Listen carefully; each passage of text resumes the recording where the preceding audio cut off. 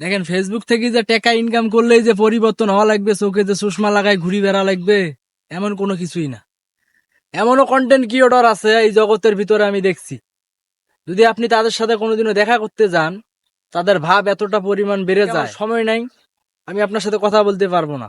মানে সে কত বড় একটা হয়ে গেছি, সেলিব্রিটি লোক হয়ে গেছি, তার সাথে কথা বলতে গেলেও পারমিশন নেওয়া লাগে। দেখেন, আমি যখন এইখানে যখন আসছি, মানে ফেসবুকে যখন থেকে কাজ করা শুরু করছি, তখন কিন্তু আমি ঢাকায় ছিলাম, গার্মেন্টসে কাজ করছিলাম। কাজ করার পাশাপাশি আমি ইউটিউবেও কাজ করছি এবং আমি ফেসবুকে পেজে নিয়েও কাজ করছি।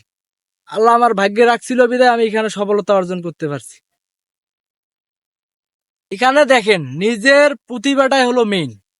নিজের প্রতিভাটাই হলো মেইন। আপনার যদি ধৈর্য থাকে, তাহলে আপনি এখানে সফলতা অর্জন করতে পারবেন। আপনাকে কারো কাছে যাওয়া লাগবে না, কারোর সাথে যা ভিডিও করা লাগবে না, কারোর সাথে যা আপনাকে সেলফি তোলাও লাগবে না।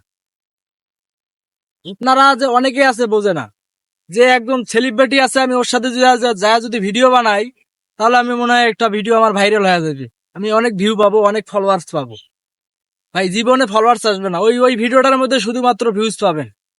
পরে যখন আপনি নিজের ভিডিও আপলোড করা শুরু করবেন, তখন আর ভিউজ আসবে না।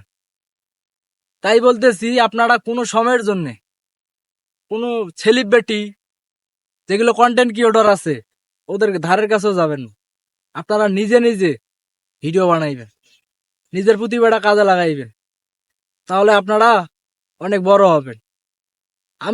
আমি একবার গেছিলাম একজনকার কাছে, তার কাছে, মানে আমি প্রথম তখন ফেসবুকে কাজ করি, তখন আমার একটু পে আউটের সমস্যা হয়েছিল, তাকে দেখানোর জন্য গেছিলাম।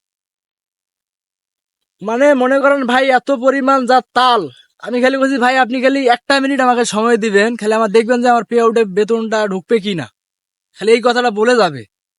সে বলতেছে, ভাই আমার এখন সময় নাই, আমি এখন যাব, আরেকদিন আইসেন। মানে তার এত পরিমাণ ভাব হয়ে গেছে। তো আমি ওর উপরে একটা, আমার প্রচুর পরিমাণ জেদ ছিল। তোর তোর ধারের কাছেও আর আমি কোনোদিন যাব না। তো ইনশাল্লাহ আর কোনোদিন ওর কাছে যাওয়া লাগে নাই। যা সমস্যা হয়েছিল আমি সবকিছু একা একাই ঠিক করে ফেলাইছি। তাই বলতেছি যে টাকা থাকলে যে অহংকার করতে হবে, চোখে চশমা লাগায় বেড়াইতে হবে, এমন কোনো কিছুই না। আমি ছোট থাকি বড় হয়েছি, আমি সবকিছুই জানি যে আমি কেমনে বড় হয়েছি।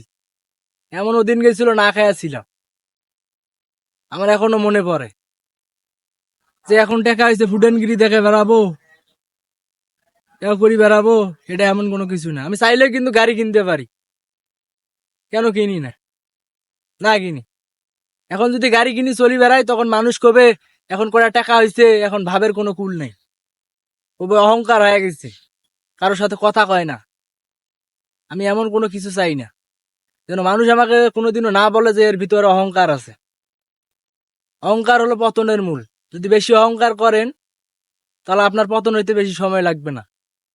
যদি আমার কথাগুলো ভালো লাগে, অবশ্যই ভিডিওটা শেয়ার করে দিবেন।